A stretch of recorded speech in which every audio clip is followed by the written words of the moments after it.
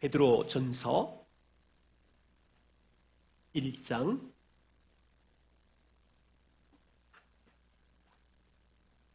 18절부터 2장 3절까지 말씀을 함께 교독하겠습니다. 제가 먼저 18절 말씀을 봉독합니다. 너희가 알거니와 너희 조상이 물려준 헛된 행실에서 대속함을 받은 것은 은이나 금같이 없어질 것으로 된 것이 아니요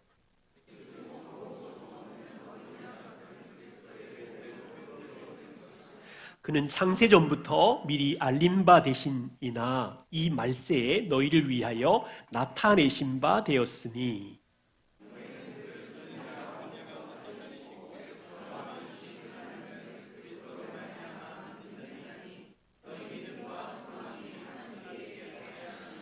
너희가 진리를 순종함으로 너희 영혼을 깨끗하게 하여 거짓이 없이 형제를 사랑하기에 이르렀으니 마음으로 뜨겁게 서로 사랑하라.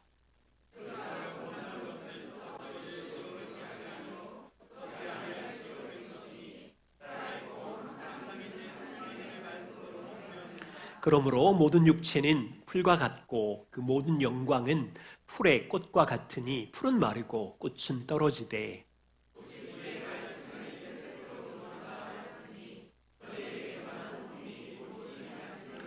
그러므로 모든 악독과 모든 기만과 외식과 시기와 모든 비방하는 말을 버리고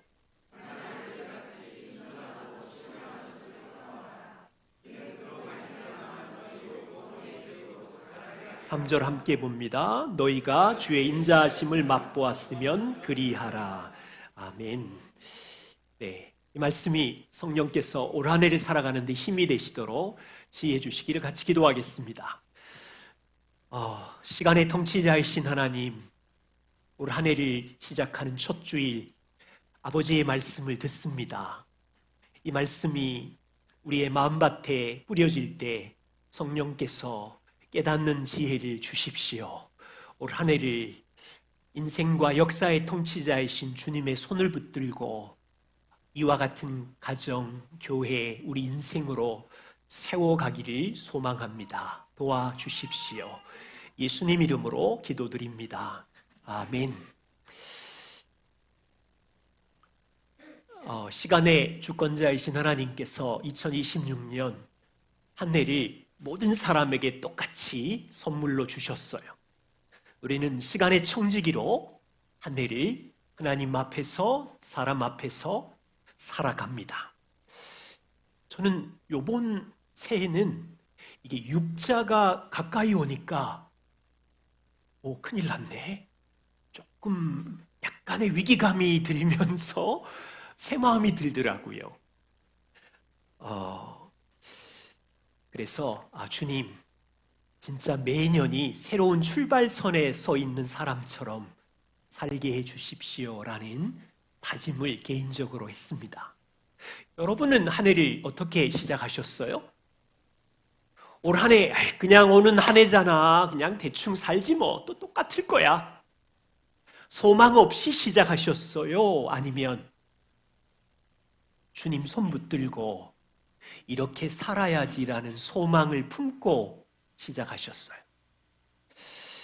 오늘은 함께 봉독한 말씀을 중심으로 베드로전서 1장을 중심으로 우리 교회가 또는 우리 가정이 복음의 공동체로 서기를 소망해요.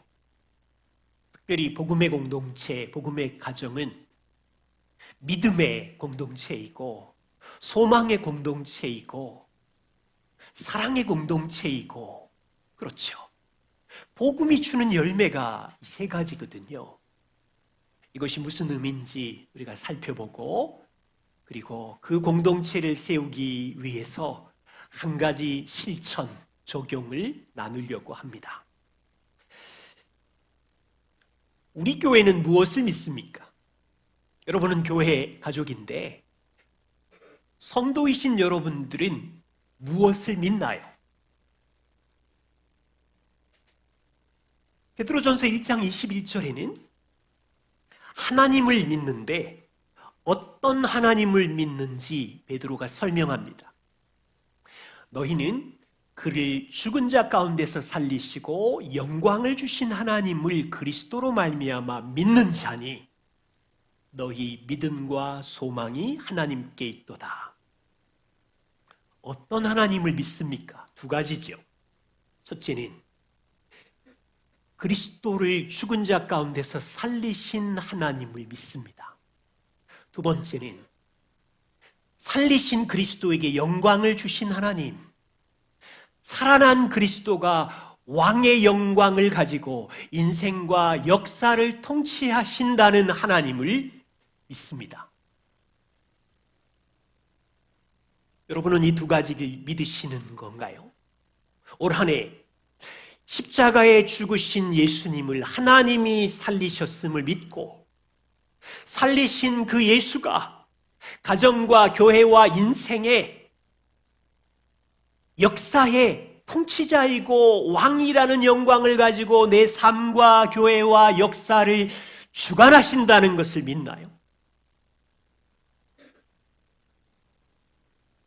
사실 베드로가 이 두 가지를 여기서 말했지만 베드로의 30대 예수님과 같이 있을 때 젊은 날엔 이걸 믿지 못했어요. 공생의 3년 동안은 열심히 따라다녔어요. 그런데 십자가를 6개월 앞두고 가데스 바니아에서 너는 나를 누구라 하느냐 그랬을 때 베드로가 주는 그리스도시요 살아계신 하나님의 아들이십니다라는 고백을 했지만 곧바로 나는 곧 예루살렘에 올라가면 십자가를 지고 죽을 거야 라고 하자 베드로는 반대하죠. 십자가를 지는 과정에서 베드로는 예수님의 십자가를 대제사장의 뜰 안에서 3번이나 부인하고 도망가 버리죠.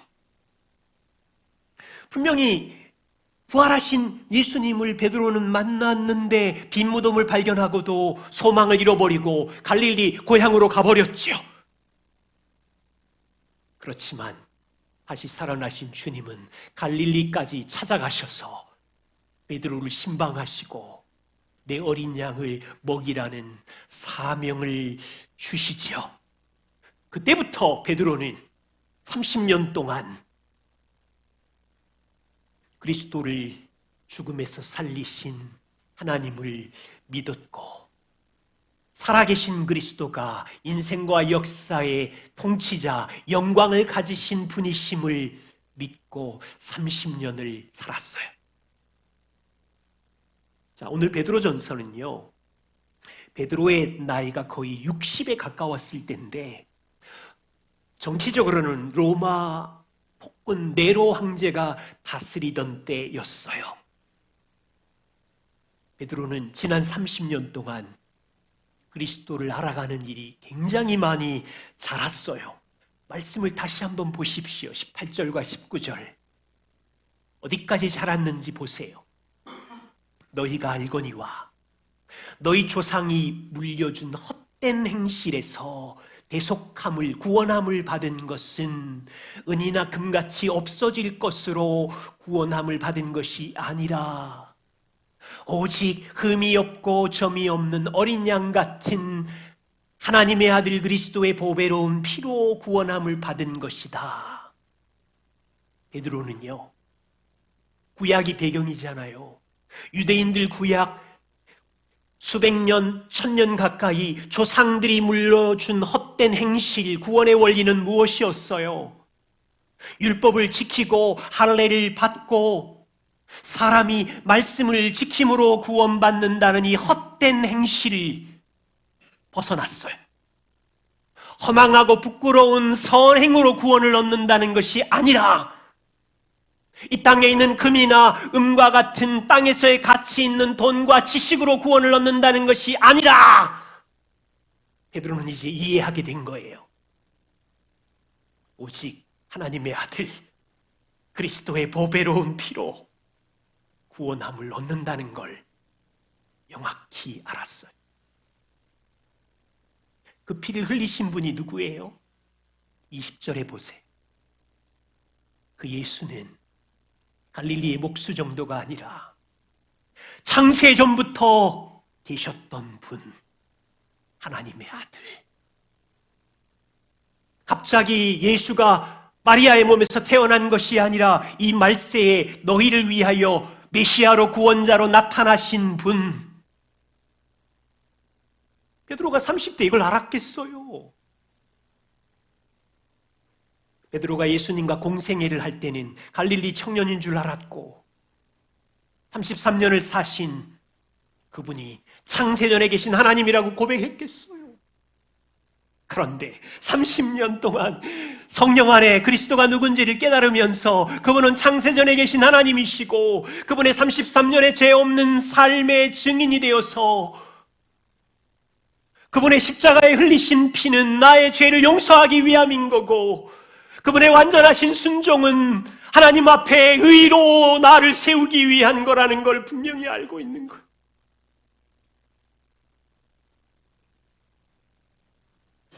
(2026년) 출발해요. 주님의 은혜교회 성도 여러분, 우리가 오래 붙들고 있는 믿음은 무엇인가요?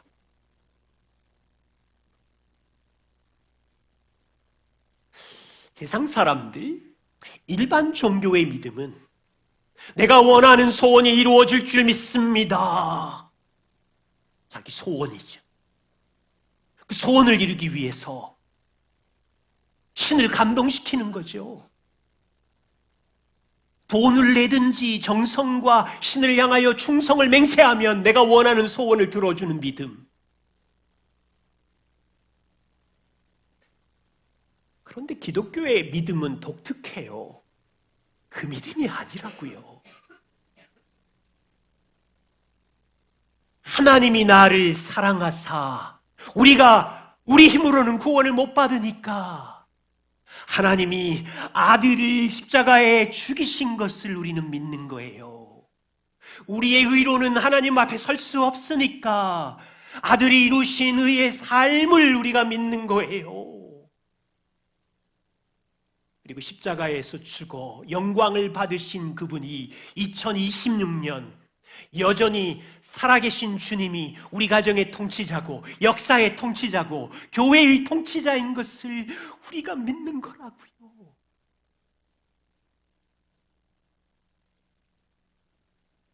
부활하신 주님은 내 소원과 내 뜻을 이루는 분이 아니라 우리를 사랑하사 하나님의 뜻대로 우리를 인도하신다고요. 우리는 그걸 알기에 그 믿음으로 올 한 해를 사는 거예요. 소망입니다. 21절 보세요. 너희 믿음과 소망이 하나님께 있도다. 한 해 출발하면서 각 여러분들의 개인의 소망은 다양하겠지요. 여기 있는 자녀들인 올해 학원을 열심히 다녀서 영어 수학을 중급에서 고급으로 올려야지 마음의 결심과 다짐을 한 소망이 있겠지요. 어떤 가정은 재정의 어려움을 올해는 좀 털어내는 해로 소망이 있을 것이고 연약한 몸을 다시 회복하는 소망이 있을 것이고 저도 책상 앞에 한 4-5가지 소망을 적었는데 그 중에 하나는 체력을 좀 키워야 되니까 3km 연속 달리기 도전. 큰일 났네. 이 말하는 12월에. 또 하나는 설교 준비를 최대한 좀 금요일 밤 자정이라도 끝내고 싶은 도전. 공개적으로 말해야 여러분이 저를 도와주실 것 같아서. 베드로는요, 지금 단순한 소망을 얘기하는 게 아니라 복음이 주신 소망을 이야기하고 있어요.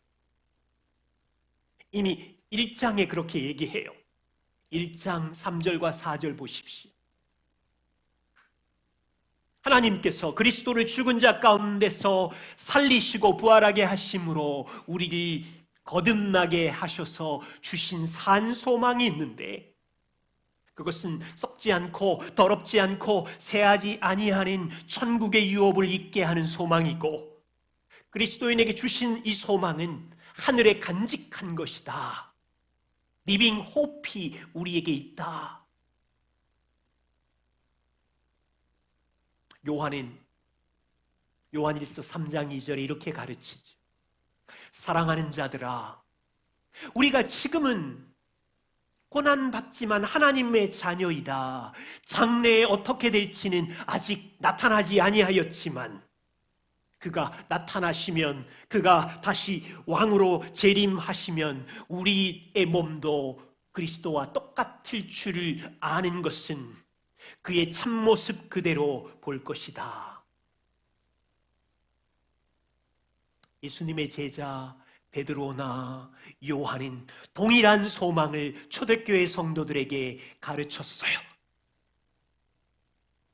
그 소망은 우리의 썩을 몸이 예수 그리스도와 같이 썩지 않는 영광의 몸으로 변화된다는 소망이었고, 그 소망은 죽음 이후에 천국에서 그리스도와 영원히 살게 된다는 천국 소망을 성도들에게 가르쳤어요. 여러분, 2000년 전 로마 제국에 있는 사람들이 소수자 그리스도인들의 이 소망을 들었을 때 그들의 반응 얼마나 어처구니 없겠어요. 지금 이 물질주의와 과학주의가 팽배한 이 세상에 이 소망을 얘기하면 학교나 직장에서 얼마나 우리를 비웃겠어요. 그런데 베드로는 부활하신 주님을 직접 두 눈으로 목격했거든요. 그리고 하늘로 그 부활 몸을 가진 그대로 올라가신 것을 봤거든요. 여러분, 이 소망은 우리가 억지로 지어낸 소설이 아니잖아요. 우리가 오늘 이야기하는 이 소망은 여러분들이 좀 황당하게 가스라이팅 해버리려고 누가 지어낸 소망이 아니라고요. 이 소망은 하나님의 아들이 이 땅에 오시고 33년을 사시고 십자가에 죽으시고 부활하심으로 주신 영원한 소망. 예를 들어보죠. 여기 제 스마트폰이 있어요. 아마 중고로 가치를 따지면 50만 원 정도 될까나? 그런데 어느 날 엔비디아의 잭슨 황 CEO가 전화가 왔어요. 너의 그 폰을 500억에 살게 줄래? 여러분, 잭슨 황은 굉장히 이성적이고 합리적인 사람이에요. 엉뚱하게 그렇게 하지 않겠지요. 얼씨구나 좋지요. 제가 500억에 팔았어요. 왜냐하면 강성환이라는 지식의 입장에서는 얘가 50만 원 정도의 가치밖에 되지 않지만 엔비디아의 CEO 잭슨 황 입장에서는 500억의 가치가 있다고 본 거예요. 여기 안에 엔비디아를 살릴 수 있는 100년 먹거리 500억이 아니라 500조의 가치가 있다고 봤기 때문에 사겠지요. 우리 입장에서 우리 자신을 보면 어떻습니까? 망가지고 깨어지고 형편없는 죄인일 뿐이지요. 그런데 하나님께서 우리를 보실 때 하나님의 입장에서는 우리의 가치는 500조하고도 비교할 수 없는 하나님의 전부, 아들 그리스도를 십자가에 죽이시기까지 투자할 만큼 우리를 가치 있게 여기신다는 거 아세요? 하나님이 이상한 게 아니에요. 하나님의 지혜와 지식과 사랑은 측량할 길이 없어요.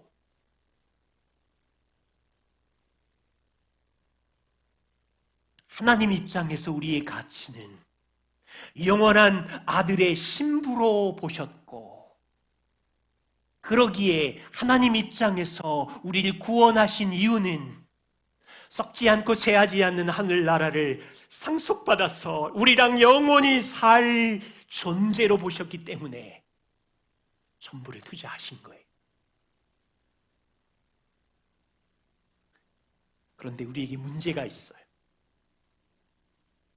하나님의 소망이 믿기지가 않아요.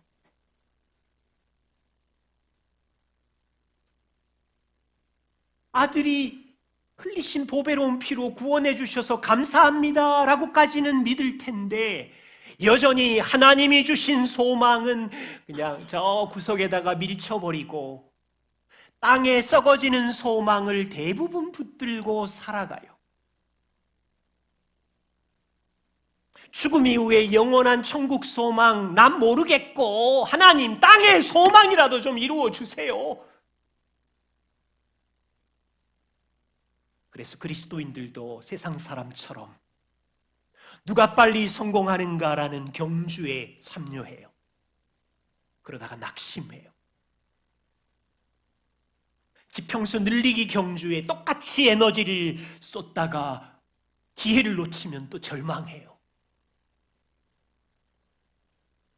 세상 사람들처럼 똑같이 높은 자리에 오르기 경주를 하다가 안 끼워주면 하나님이 나를 기도도 안 들어주신다고 그러고 낙심해요.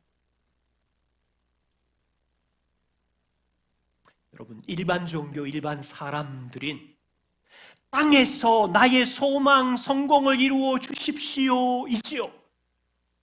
그런데 하나님이 주신 소망은 땅을 넘어서 영원한 소망, 영원한 삶인데 성도들이 이걸 잃어버렸어. 슬픈 거예요, 슬픈 거예요.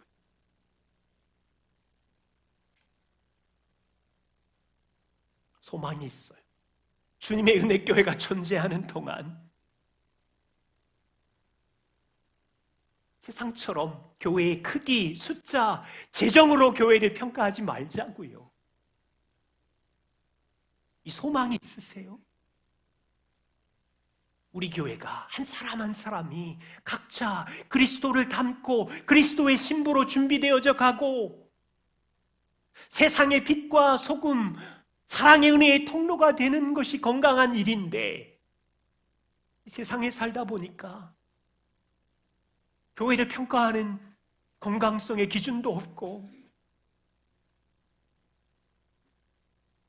이 교회가 존재하는 동안 우리 교회의 소망은 예수 그리스도의 신부로 각 사람이 영원을 준비해 가는 소망인 거예요. 세 번째는 사랑입니다. 22절, 너희가 진리를 순종함으로 너희 영혼을 깨끗하게 하고 거짓이 없이 형제를 사랑하기에 이르렀으니 마음으로 뜨겁게 서로 사랑하라. 하나님 진리의 말씀에 순종하면 거짓이 없이 형제를 사랑한대요. 주님 앞에 서는 소망의 날까지 형제를 뜨겁게 서로 사랑한대요. 베드로는 지금 30년 전 예수님이 십자가에 못 박히기 전 발 씻어주는 그 만찬의 세 계명을 기억하고 있나 봐요. 요한복음 13장 34절, 세 계명을 너희에게 주노니 내가 너희를 사랑한 것처럼 너희도 서로 사랑해라. 주님은 아셨지요. 몇 시간 후에 제자들이 도망가 버리고 버릴 것, 배반할 것을 아시고도 그들의 발을 씻기고 끝까지 사랑하셨지요. 그처럼 너희도 이 사랑을 받았으니 서로 뜨겁게 사랑하래요.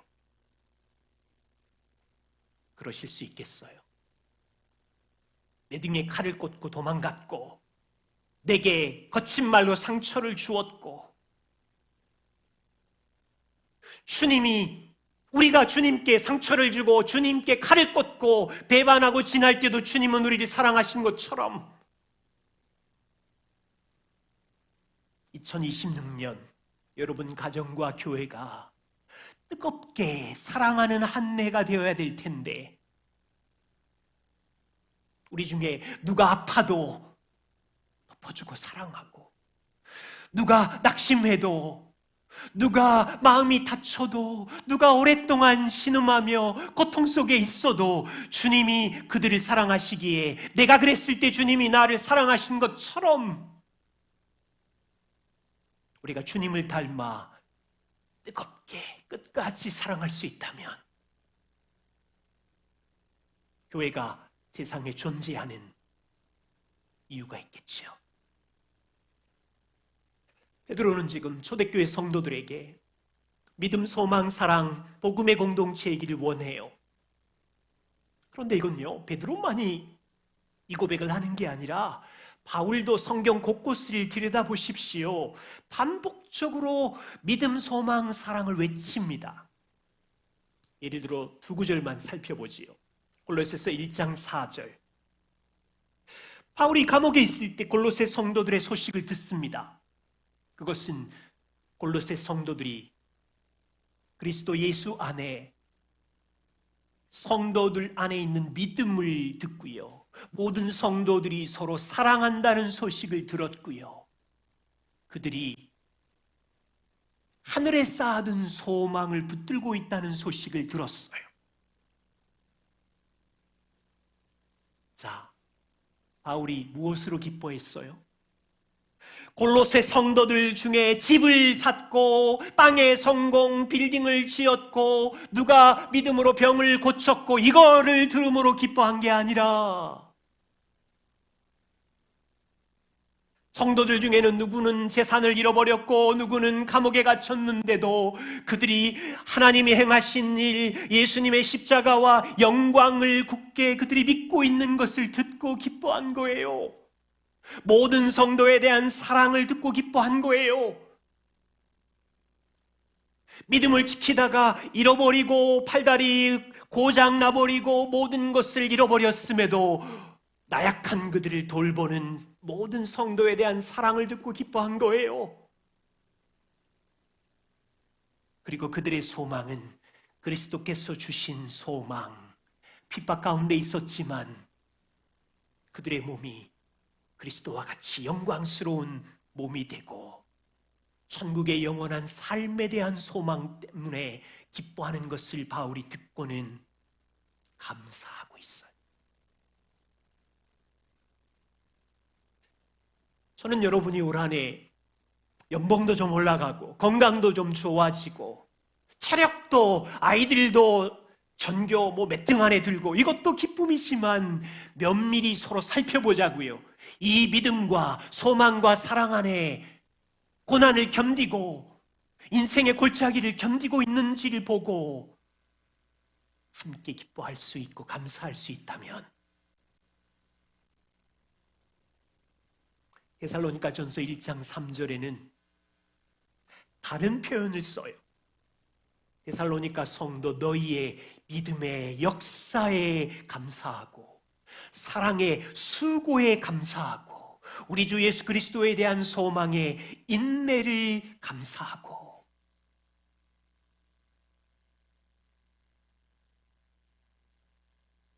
여러분, 믿음을 가진 자는 죽음 이후에 그리스도 앞에 섰을 때 영광의 몸을 입고 있다는, 영원히 산다는 소망을 갖고 있기 때문에 인내할 수 있는 거고요.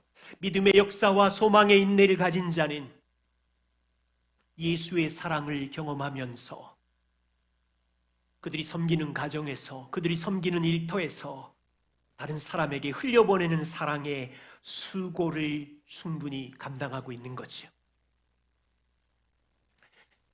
믿음, 소망, 사랑을 나누었습니다. 올 한 해 여러분 가정 안에 복음 안에서 주신 믿음, 소망, 사랑이 자라기를 원해요. 자, 한번 요약해서 정리해 봅시다. 일반 종교와 일반 사람들 표를 하나 보여주십시오. 그들의 믿음은 무엇인가요? 내 소원이 이루어지기를 원한다는 믿음이죠. 나의 정성과 충성을 어떤 신이 있다면 보고 소원대로 이루어 주십시오라는 믿음으로 올 한 해를 살겠지요. 그렇지만 기독교의 독특성은 우리를 사랑하사 하나님이 하신 이 일을 믿는 거죠. 그 하신 일은 아들을 통하여 우리를 사랑하사 십자가에 죽어주신 믿음, 그래서 용서받은 믿음, 그 아들의 삶으로 외롭게 된 믿음, 그 아들은 지금 무덤을 깨고 부활하셔서 인생과 역사의 통치자로 가정과 나라와 교회를 인도하신다는 믿음, 이걸 믿는 거죠. 그리고 통치하시는 그분이 내 뜻의 소원을 이루어 주십시오가 아니라 가장 선하신 뜻대로 그분이 이끄실 거죠. 이 땅에서의 소망은 뭔가요? 내가 원하는 성취와 성공의 소망이라면 기독교의 독특한 소망은 무엇입니까? 하나님이 우리를 향한 소망, 단지 땅의 소망이 아니라 영원까지 사는 소망, 그리스도를 닮아 신부로 사는 소망. 사랑은 뭔가요? 이 세상 사람들과 종교의 사랑은 기브 앤 테이크지요. 주고받는 사랑. 내가 선을 행한 만큼 신은 복을 주셔야 되는 사랑. 그런데 우리가 사랑하는 하나님이 주신 사랑은 뭐예요? 나처럼 망가진 죄인, 원수인 죄인, 등을 꽂은 죄인인 나를 사랑한 사랑. 아들까지 주신 사랑. 이 사랑으로 서로 돌보고 사랑하는 한 해가 되자고요.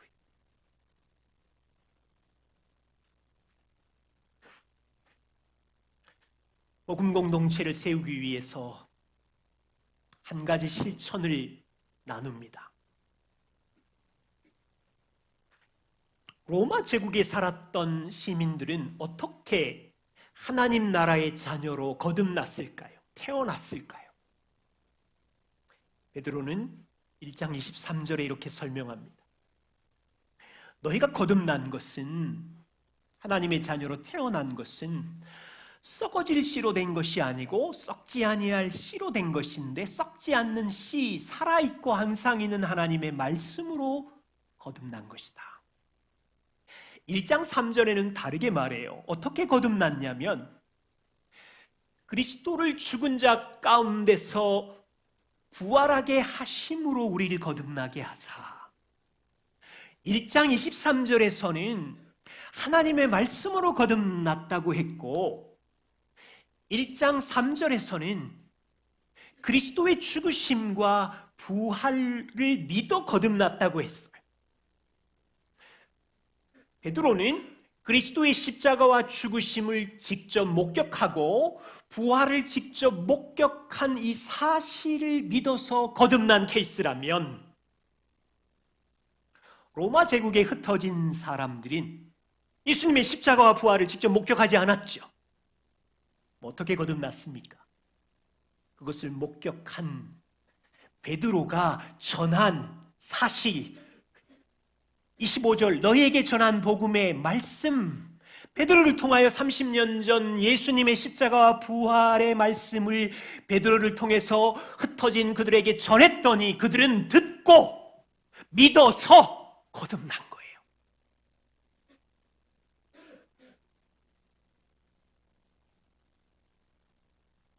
직접 눈으로 보고 믿어서 거듭난 베드로나, 베드로가 전한 복음의 말씀을 직접 보지는 못했지만 듣고 믿어서 거듭난 거나, 동일한 생명의 말씀, 그리스도의 십자가와 죽음이라는 객관적 사실을 통해서 생명이 시작되었다고요.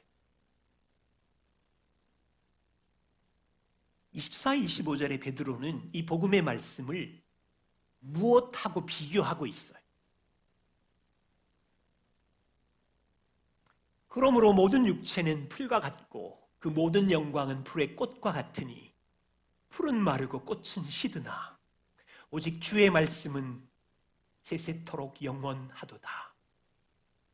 베드로는 복음의 말씀, 그리스도의 십자가와 부활, 통치하시는 영광, 이거를 뭐하고 비교하냐면 땅에서 한 계절 살다가 없어지는 하찮은 백합화하고 비교하는 게 아니라 인간이 이 땅에 육체로 사는 동안 누리는 모든 영광하고 비교하고 있어요. 인간의 노력과 힘으로 쌓아 올린 육체의 모든 영광이 탁월하고 훌륭하지만 그건 그냥 풀이야. 말라 비틀어질 거야. 이따가 없어지는 거야. 인간이 누리는 부귀 영화는 풀과 꽃과 같이 시들고 말라버릴 거야.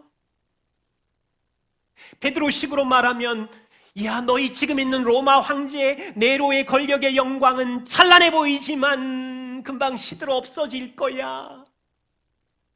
도시 사람들이 배우는 소크라테스, 플라톤의 지식의 영광도 유행이야 불처럼 시들 거야.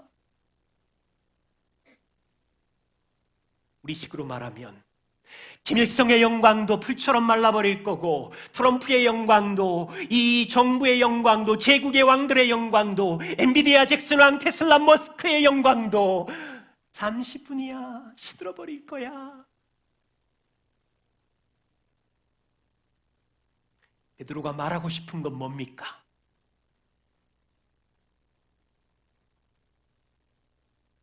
베드로가 말하고 싶은 게 뭐예요? 복음의 말씀으로 그리스도의 십자가와 부활로 거듭난 너희의 영광은 그것과 달라. 결코 시들지 않을 거야.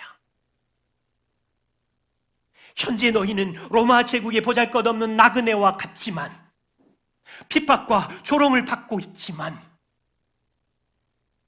너희가 태어난 건 하나님의 아들의 죽으심과 부활로 너희 안에 있는 성령이 주신 생명이야. 이건 시들지 않아.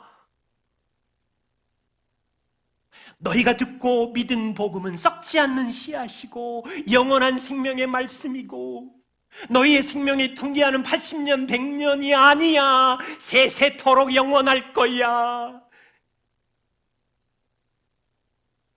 너희에게 뿌려진 복음의 말씀 뭐니? 하나님이 너를 영원히 자녀 삼으신 영광이야. 이건 시들지 않아. 제국의 영광이 끝나도, 지식의 영광이 끝나도, 너희가 다 잃어버려도, 너희 재산, 명성, 생명 잃어버려도 너희는 영원한 하늘의 상속자야. 하나님이 너를 영원히 용납하셨어. 그러기 위해서 아들이 죽으신 건 진리야. 하나님이 너를 의롭게 하신 건 농담이 아니야. 영원한 효력이 있어. 심판자 앞에까지.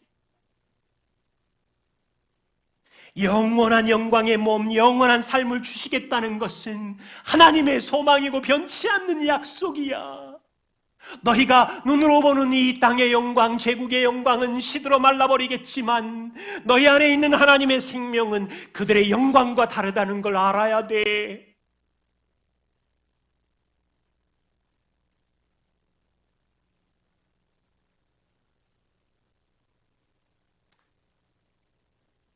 그리고 베드로가 한 가지 지혜를 말해요. 하나님의 영원한 생명을 가진 자녀 여러분, 이 땅을 살 때 갓난 아이와 같이 순전하고 신령한 젖을 사모하십시오. 이것으로 말미암아 여러분의 구원이 자랍니다.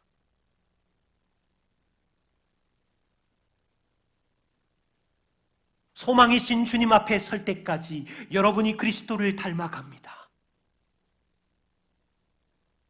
베드로는 알기 쉽게 갓난아기가 젖을 사모하는 비유를 말해요.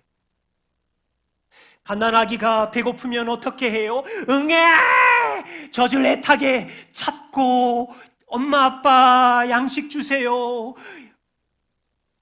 건강한 아기는 젖을 먹는 시간이 조금만 늦어도 고집을 부리고 방안이 떠나갈 정도로 크게 울어버리지요.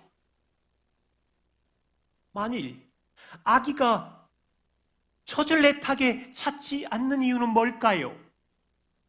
아파서. 질병이 들면 젖을 안 찾겠죠. 아기에게 젖은 있어도 되고 없어도 되는 것이 아니라 살아가는 생명이에요. 베드로는 지금 영원한 생명을 가지고 로마 제국에 살고 있는 성도들이 이 구원을 이루어가기 위해서 갓난아기처럼 신령한 젖, 말씀을 애타게 찾고 사모하라고 말하고 있는 거예요.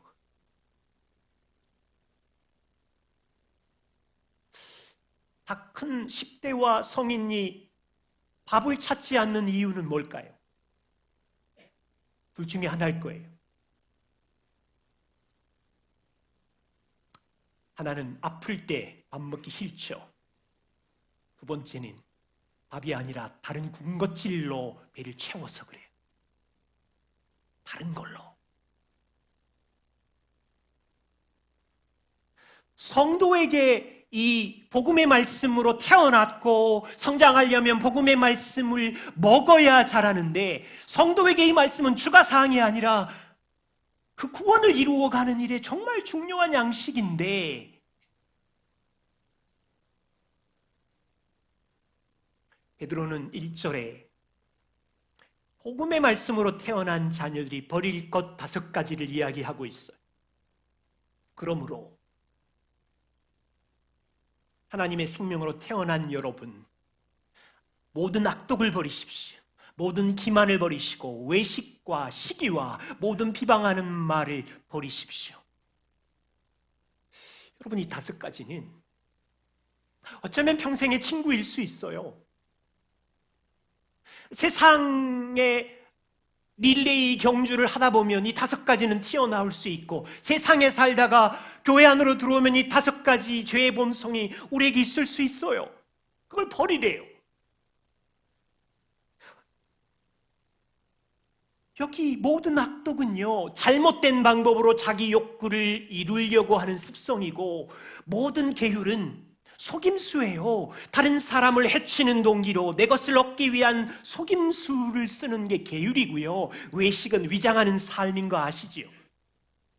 겉은 경건한 척, 깨끗한 척 하지만 속에는 진짜 죄로 인하여 더럽고 추악한 모습을 가진 것. 시기는 남의 성공과 복을 눈뜨고 못 봐서 질투하는 것. 비방하는 말, 앞에서 그 사람에게 정정당당하게 이야기하지 않고 뒤에서 다른 사람을 비판하고 가치를 떨어뜨리는 것, 비방이죠. 만일 복음의 말씀을 먹지 않고 애타게 사모하지 않는다면 우리 감정대로, 욕구대로, 가정과 일터, 교회는 이 5가지로 신음하고 고통하게 될걸요?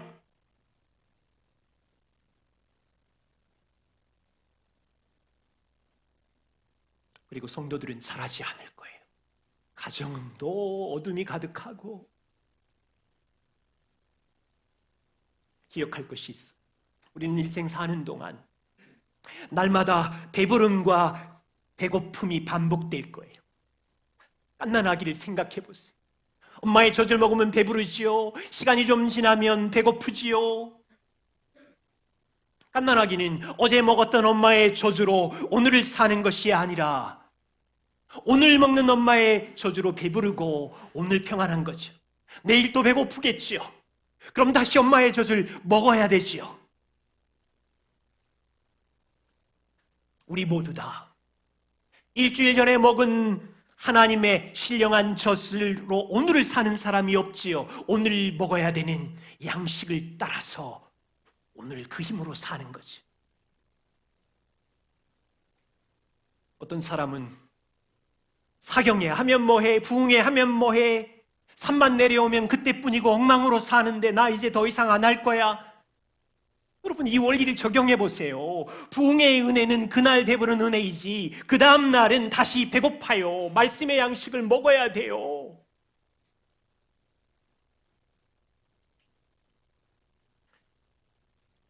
베드로는 알았어요. 십자가와 부활의 목격자였지만 얼마나 놀라운 경험을 했겠어요. 그렇지만 베드로는 30년 전에 그 은혜로 사는 것이 아니라 오늘 베드로도 신령한 말씀을 먹고 그 은혜로 산다는 것을 알았어요. 베드로의 마음속에도 이 5가지 욕망과 싸우고 있었고 초대교회 성도들도 이 5가지 죄와 싸우고 있었기 때문에 우리도 올 한 해 이 5가지 욕망과 싸우며 전쟁을 하고 있는 거죠. 그래서 부탁이에요. 2026년 신령한 젖 말씀을 애타게 사모하는 일에 우리가 잘하기를 소망해요. 하루 이틀 하셨던 분들은 3, 4일 근육을 늘려보시고, 분주한 일이 너무 많아서 종종 뜯어보면 세상의 달콤한 군것질 때문에 분주하기도 하고, 그러면 세상의 달콤한 군것질은 좀 절제하고, 갓난아기처럼 하나님의 신령한 젖을 사모하는 일에 부부가 이야기하고, 가족이 얘기하고, 공동체 모임 안에서 이야기하고, 그렇게 한 해를 보내고 싶어요. 말씀 묵상이 어려워요. 서로 도와주셔야 돼요. 그렇지만 시간이 지나면 이게 얼마나 달콤한 진리인데요.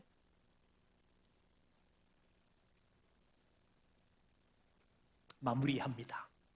베드로는 로마의 정글 속에서 사는 갓난아기 같은 성도들이 세상을 이기기 위한 하나의 원리를 말했어요. 너희가 로마 도시 사람들이 악독과 속임수와 성공을 위한 외식과 시기와 비방하는 문화가 있는 이 땅에서 그리스도인으로 승리하려면 갓난아기처럼 신령한 젖 하나님의 말씀을 사모하라고. 초대교회를 생각해 보세요. 로마의 문화와 세계관 속에 살던 자들이 교회 안으로 들어왔어요. 그들 안에 습관처럼 있던 속임수, 외식, 시기, 비방하는 말 가지고 들어왔을 거고, 성도들은 성령으로 이겼다 졌다 이겼다 졌다 출렁거리면서 같이 살고 있지만 두 부류의 모든 사람들에게 착하게 사세요, 비방을 버리세요 이렇게 말하지 않고 한 가지, 갓난아기처럼 하나님의 신령한 젖을 사모하십시오. 그것이 구원에 이르도록 자라게 합니다. 기도하겠습니다.